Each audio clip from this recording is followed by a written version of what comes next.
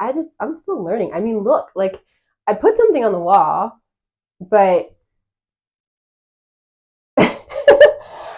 we're just gonna grow little by little. Welcome back to Comfy Cozy Knitting. My name is Laura Harden, and I really want to greet all of you who have been here before and you're back again. Thank you so much for your support. Thank you so much for your engagement. And I also want to welcome new viewers and subscribers. A couple days ago, Allie of Allie Makes Everything was very generous, and she happened to mention me along with several other small podcasts that she thought would be worth viewing. And so some of you took her up on that, and you came and you checked me out. You either watched the video and subscribed, or you just subscribed and were just like, I'll see her next video and see what I think. And so I'm really happy that you're here. And that was just very exciting. Honestly, my birthday is this week, and I took it as like a little birthday gift, because it was just such a surprise. And I've just been loving engaging with some of you in the comment section of some of my videos, and I'm excited to do that again with this one. So anyway, I'm glad that you're here, but I did want to take a couple minutes to just reintroduce myself, since we do have several new people joining us. And yeah, so let me get to it. So again, my name is Laura. I'm a wife and a mother. I have 4 kids. I homeschool 3 of them. My youngest is 3, and then it's 6, 8, 9. So life is very busy over here, but I make time. I prioritize me and my interests so that my tank is full, so that I can pour out to my people. What I want to say, I'm a writer, not professionally, though I did take, how do I say this? I was building my platform and doing more like professional work and getting published and things like that a few years ago, but I pumped the brakes on that. That's a whole different discussion. So I haven't been writing in that way in a long time. And in a way, I've just been kind of waiting for the spark to come back, especially for my creative writing, because that writing was nonfiction. But for most of my life, I have been a creative writer. I loved writing fiction. I've dabbled in poetry. And so now I think I'm reading a lot more. And then that's kind of building up, fanning into flame that gift that I believe that I have for writing and for words. So anyway, I'm a writer. Also, I have a yellow belt in karate. So I currently do karate with my son at a local dojo. And I love Star Wars. And what else do I have here? Again, my birthday's this week, turning 40. And what else to say? Why did I start this channel? Well, I love to knit, but I don't just love to knit. I love to talk about knitting, and I love connecting with people. So that is why I'm here. And that's the reason why so many of us are here. And so it's also why I'm so happy that you're listening, because this is an important part. I like watching Hella of Danish Musings, and she has talked about, especially when she first started the knitting portion of her channel, how it can be kind of awkward when you think you're just like talking to no one. And so the fact that you're here, the fact that you have liked the video, or that you chose to even subscribe, or that you took a few minutes to comment, it means so much, because that's part of the joy of it. It's not just the recording and talking, it's the engagement with other people too. All right, well, I also just want to mention real quick that I am getting over some kind of cold. So if I seem nasally or whatever, that's what that's about. I also just showered. So if you see a trickle of water come down my face from my hair, that's what that's about. It's not that I'm like nervous sweating. And so yeah, today we're going to talk about my WIPs. I also want to talk about my experience with like shaving pills from a project of mine that I finished last year.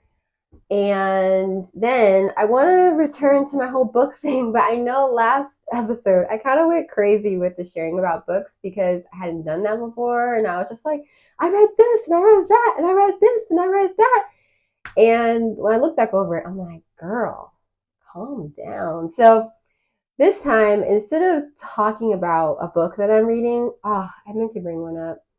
I'm going to just share a couple quotes from my commonplace journal where I write down quotes from books that I'm reading. And I'm just going to leave it at that. And that section I'm calling, what am I calling it? Getting cozy. What is it? What was it? It was cozy with books, I think. Yeah, cozy with books. So we'll see. That may be a segment that I keep doing. It may become its own thing because I just have so much to say, and I'm not sure that everyone really wants to hear that because I definitely the thoughts that come from these books are not necessarily thoughts that everybody wants to talk about or think about. So anyway, that's that. That's what we're doing today. So let's jump right in. So this section I'm calling the hats because it has to do with my journey with hats and then why I need to work on shaving one of these hats. So I had a mission when I started knitting of like knitting for my husband, and the first thing he really wanted was a warm hat. This is the first hat that I ever knit him, and this is the Beanie Alba by Jocelyn and Fozzie, and it's a basic hat. It's a free pattern. I knit this with Lion Brand Wool Ease. It does look like it has some need for, it has some pilling, but it's kind of minimal. It's not like, I don't know. I think it could look better if I worked on it. Sorry, the camera's right here. But he doesn't wear this anymore. Why? Because he says the wind would come through. This is a ribbed hat. And so I was like, okay, this is not keeping his head warm. That's what he wants, is a warm hat. So I'm going to try again. I knit him a Tromso hat by Joji Locatelli. And I didn't think to bring his hat up. I'll put a picture up. It looks like it's a Smurf hat. It's way too big. I used the bulky yarn that had acrylic and wool, and it's mostly the acrylic, and it's a true bulky weight, and it was just way too big. My Tromso hat is also big too, but I had these really long locks. Hopefully, maybe I'll show that to you as well. I had these really long locks, and so it went really well with that. But now it's too big. I mean, I have this little fro thing going on, so it's still, okay, but it's not really the look I'm going for. I don't even know with my new hairdo if I'm gonna wear hats like that. But what I brought these hats up because I did want to show you. Like, I'm looking at this now, and I do see pilling. I just don't care. Like, this hat is just like, if the kid can't find a hat, they throw it on, whatever. This hat is the hat that I knit him last year. This is his Musselburgh hat by Isolde Teague. And I should have, like, let's see, maybe I will. So this is what it looks like when you knit. You basically increase, knit, knit, knit, knit, knit, knit, knit, knit, knit, and stockinette, and then you decrease and do this, and then you have this double layered hat as you fold it in to itself. And so that's why I like this hat, because it's very warm because you have like the two layers. It did take a lot of patience. I personally, I know some people love, I love knitting socks, so you would think I wouldn't mind, but some people love this. It's a very repeatable pattern, but I found that it just seemed to take forever. And I knit this in DK way. A lot of people do it in fingering. I do think fingering would be nice because this is pretty thick. You can knit this in worsted, and I just can't even imagine. Like, that's just so thick. Like, this is a thick hat. So, so as you can see, this is very pilled. Like, there's so many, I don't mean pilled. There's a lot of pilling going on here. And so when he was wearing this over the winter and this was happening, I gave this to him at the end of December. Very quickly, it started to get like this. This is the Drops Daisy merino yarn. It's very soft. Like, he loves it. It's so soft, but it pills like crazy. It makes it look kind of old and raggedy, So I did start to depill. That's the word. I started to depill, and I'm using this little thing. I've seen some videos where people use that and the electric one. Right now, this is what I have. And so I wanted to show you the difference. So I don't know if you'll be able to see it. I have a picture that might show it better. So this side is this upper side is what I've worked on. And I've worked on the back as well right here. They're still pilling. It's driving me crazy. Like I can't get it all off. And yes, there's a mistake. You can see a mistake I made when I was trying to weave as I go. Weave in ends as I go. But I think you can see like the difference between the top here and the bottom. I'll go like this. You kind of see. Adam said he could see the difference. So I mean, even if I can't make it better than what it is, I think it will still be an improvement. And I'm guessing I'll probably have to do it at least once or twice every season. I wonder if you have to depill a lot, if that wears it out faster too. I just really want to knit him another one. But I'm glad that he likes it, and I'm glad that it's warm and that it's really soft. Like he loves all those qualities. He hasn't complained about the pilling. But when I see it, I'm like, oh, this is my work, you know. Oops, this is my work. And I brought this hat up because I just wanted you to know, like, this hat is like 10% merino, 35% cotton, 55% alpaca. It's Kamarose's Snifnug. And I don't see really much pilling. There's a little bit. It's not noticeable. This is also a ribbed hat. I wonder if rib hides it more. I don't know. It's not like there's some fuzziness, but I haven't felt like I needed to do anything to like wear this around. Like it still looks good. And so I just wanted to show that. Like merino obviously is super soft, and alpaca is very soft as well. So I don't know. I just think it's just interesting to think about. So that's what I'm working on. I did depill my first sweater I ever knit. It's an October sweater. It's not Petite Knits, but I'm blanking on the name of it. I'll have a link to my project so you can kind of browse what I've done. It's the pinkish kind of vintage pink sweater. I think it improved it. That was also a wool blend yarn that had acrylic in it. And then soon I'll work on my Franken sweater. And basically I'm just trying to like depill and get them ready for the next season when I want to wear them. All right, so that's it for that. So now for what we really want is what's on my needle. On my needles, we have first, I'm going to share my cherry swirl socks. So I haven't made like a whole lot of progress because again, I am relishing the art of slow knitting. And I go back and forth between these and my Felix for the most part. Yeah, so that's where I'm at. And this yarn, as you can see, this yarn ball, that little tiny yarn ball I had is gone. So what I will likely do is just put this on hold and just finish this sock. And then when I'm done, I'll add the yarn here to finish that one. That's probably what I will do just to minimize having to weave in a lot of ends. And if you didn't see my last episode, the reason why is because when I was winding my balls, I made this one way too big. I was just getting into it, you know?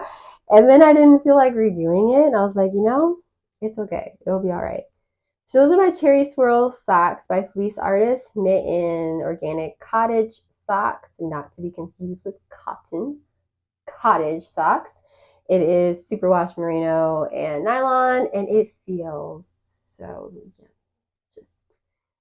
I love it. It's not a colorway I would typically go for as far as just like all of the colors, but it's fun and it's been a joy to knit.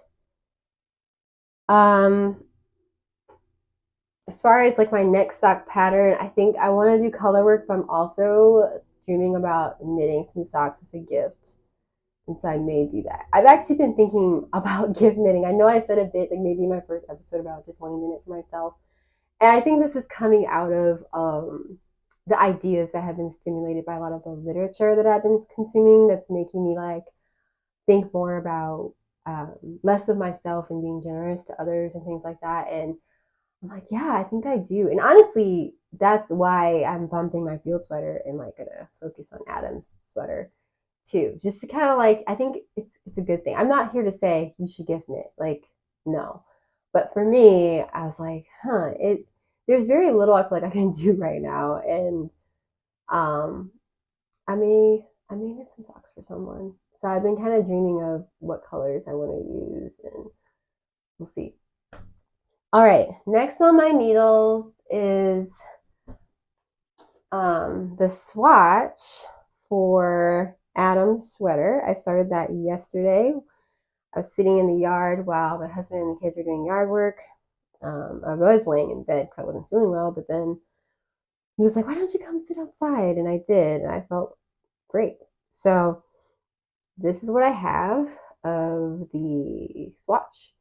It's new to me, this honeycomb stitch. And when I was looking at videos on how to do it, because I was confused by the instructions, I didn't really see anyone doing this way. Like I saw the honeycomb cable stitch pattern. I saw different variations of a honeycomb stitch, but it didn't look like this one. So I just kept reading and reading the directions, and then there was a little note by the chart that gave me a little bit more information. So I think I'm on to like what I'm supposed to be doing, and I'm pretty much going to knit a whole swatch like this because I think it's just good practice. I'll do the same thing with the feel, like learn the pattern, the grain pattern on my swatch, so that it's not as complicated when I'm knitting the sweater.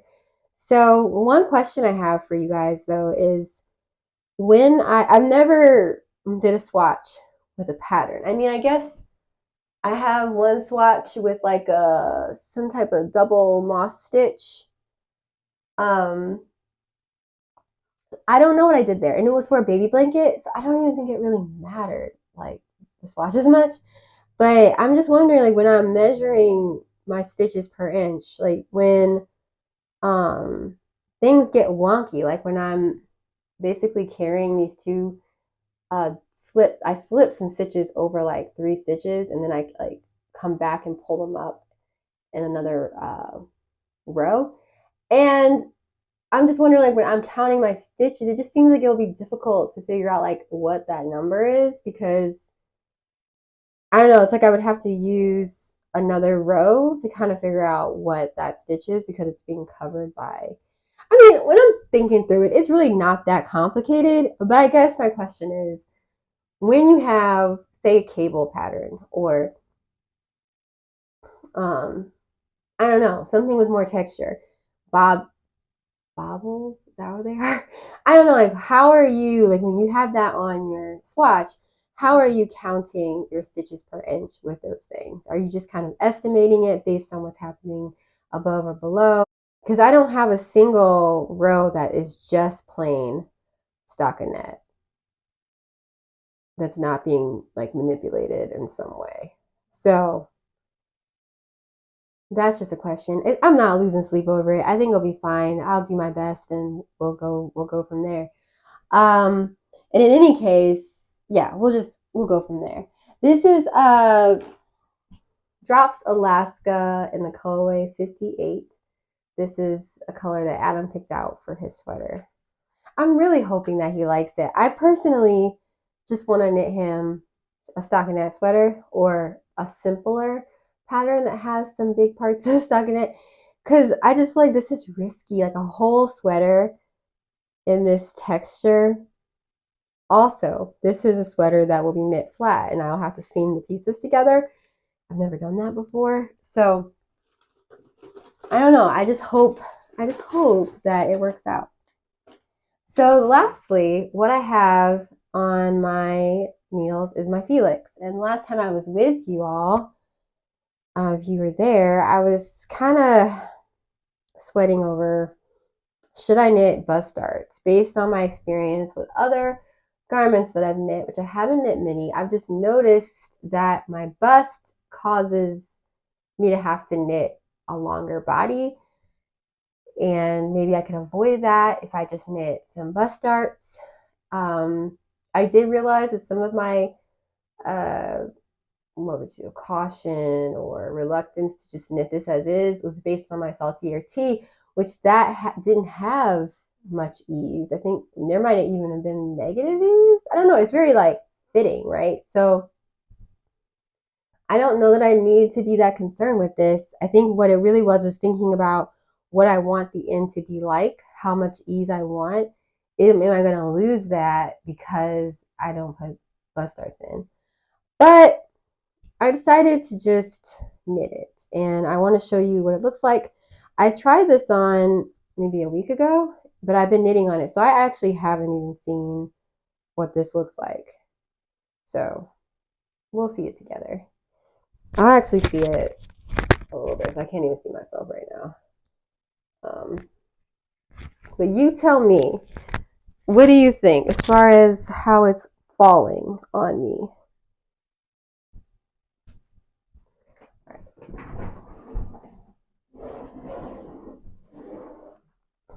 I don't know. Can you see me? Ooh, I'm almost done with the skein. When this skein is over, I'm going to start the sleeves. That's what I'm going to do. All right. I hope you can see me. Ta-da!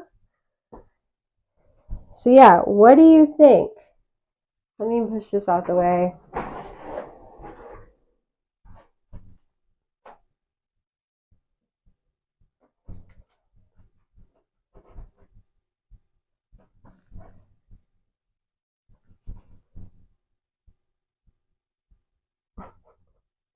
He's like in my stomach. You stand tall. Okay. All right. So that is my Felix. Oh. So what do you think? I am such an amateur. I'm like covering the mic. Yeah. So I think it's going to be okay. We'll see what happens in the end. And then if it's not exactly what I wanted, I think that's just going to confirm that maybe I should explore what it's like adding bust darts. Now, this is what I did. You might be wondering, Laura, how did you come to this conclusion? So I went on Ravelry. I went on the project page, looks like people's projects. In the search, I put bust darts. And I looked at a few people's pages who use bust darts. I thought about their size and why they might have wanted to do that. And I also looked at what their sweaters look like. And did I feel like it made it a sweater? Did it make it better? Or do I like it better on the other people who did not do that? And I also tried to see if there was anyone who kind of had a body type like mine. I noticed that the biggest issue might not even be bust darts, it might be size. Because of the 32, I often end up knitting the extra small, but I'm not. In no other circumstance in my life would I ever get an extra small. So I think it's about like knowing like, well, maybe, which I did for this one, I went to the small, but it might be that I want to explore doing the medium size and seeing how that fits. And maybe I make modifications in a different way on that one to be small here. You know what I'm saying? Like, I just think I might need to like piece two together, or I was seeing somebody else's who makes a greater armhole depth. So I just think I need to play around with it, and it might not be actually that I want bust darts, because I like the shape here in the Felix, and I don't know that I want to change that. So we'll see. We'll see. Okay, let me take this off because it's hot up here.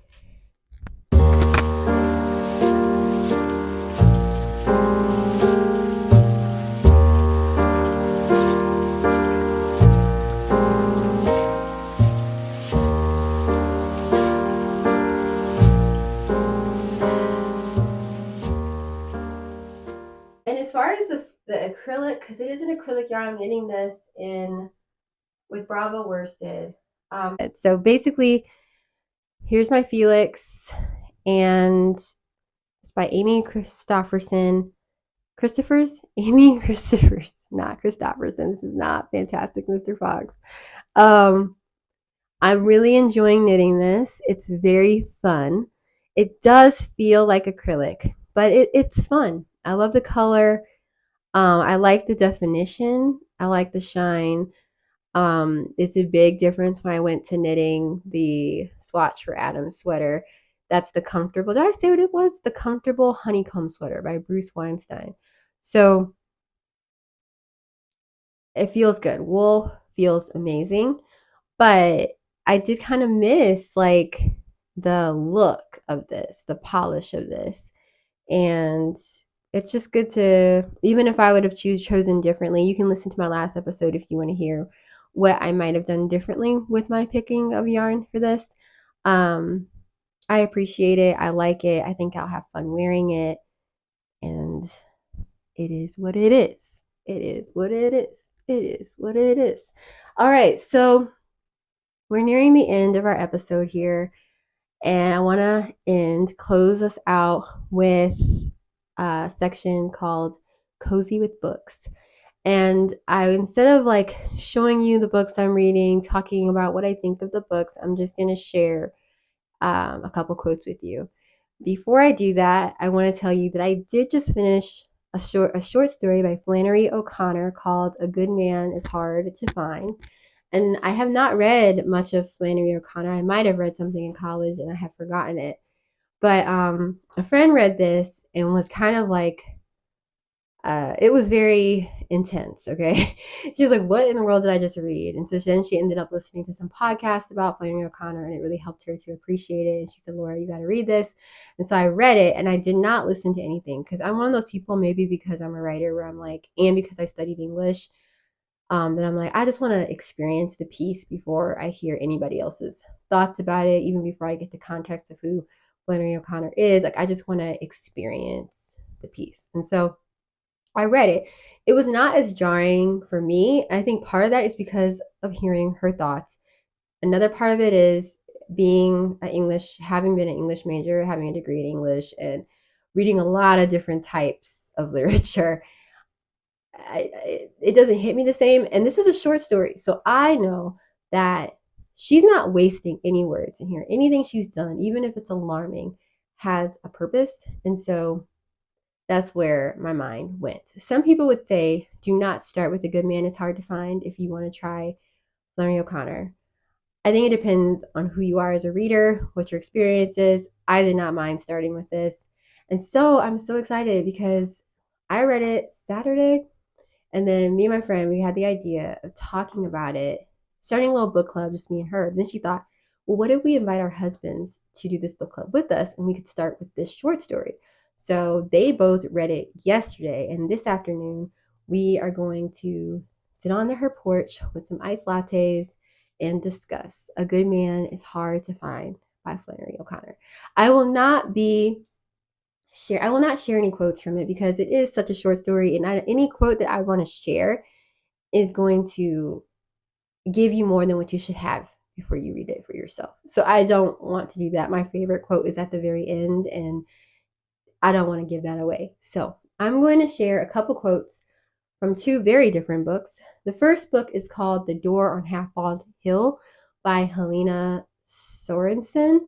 This is a fantasy book, and she uses Celtic lore, folklore, fairy tale. So her world is kind of steeped in that. And it's about a man who's I don't want to really say much, but it's about a man who's on a journey, and he's trying to figure out basically how to heal his land because they are basically doomed to be destroyed if he doesn't figure this out. And so there's this overarching question of what's going on and what the answer is. And so for most of the book, I actually was quite frustrated. I didn't like it, but the end made it all worth it as I realized that part of that frustration was the author making you really be with the protagonist and his own frustration and how slow and long and just how much patience it required for him to get the answers that he needed. So this is the quote. It says, "The world is wide and terrible and teeming with beauty, and there are things for which we have no names." I love that because it kind of has a little bit of this tension that I always am grappling with, of just the horror and beauty of life. And there's more weight, right, with this quote and with the context of the story, but I just liked that whole idea, wide and terrible and teeming with beauty, and then that mystery of like, and there are things for which we have no names, and we don't even fully understand what's going on here. So I like that. Another quote is from it's probably my favorite quote for the year, and it's from probably my favorite book for the year, Brave New World by Aldous Huxley. It's a book that I think everybody should read. Even though it was published in 1935, it speaks to what's happening in our world today. And the quote is, "But the tears are necessary." I love that, again, because it resonates with things that I think about regularly. I'm constantly like grappling with those big existential questions, especially around the subject of like suffering and just the experience of life that's hard.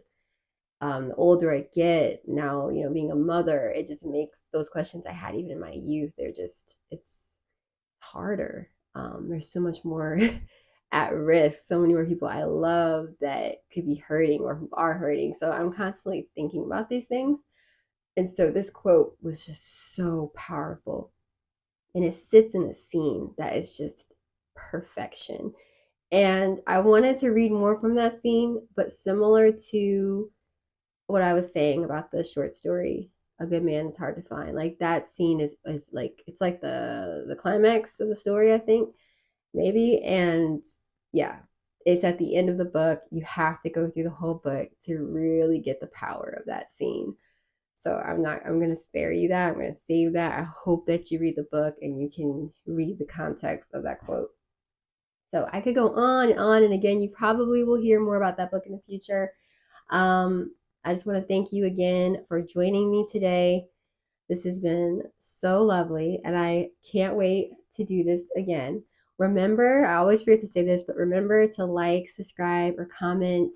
Just engage with this video. When you do that, you are helping support this channel and you're helping other people to find it. So I really appreciate that. And just whatever you do, whether you're eating, you're drinking, working, cleaning, knitting, reading, whatever, stay cozy. Keep prioritizing, making room, creating space for the things that enrich you, whether it's your hobby, whether it's people, whether it's your faith. Like, don't get so busy that you let the things that are important fall to the wayside.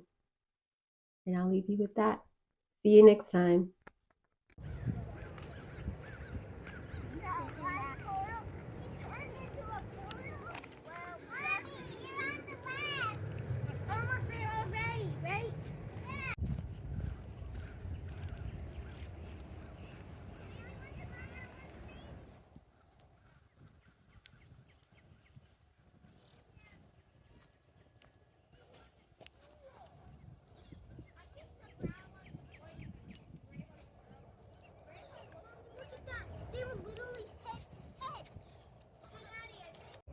Are you taking a video?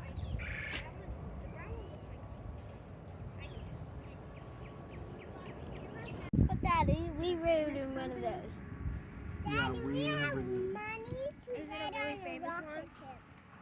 And yeah, they're in all the airports around the country. Daddy, if we ever go on an airplane again, here, this is the shortest way. Drive here, go up here, go down this hill, and then cross the street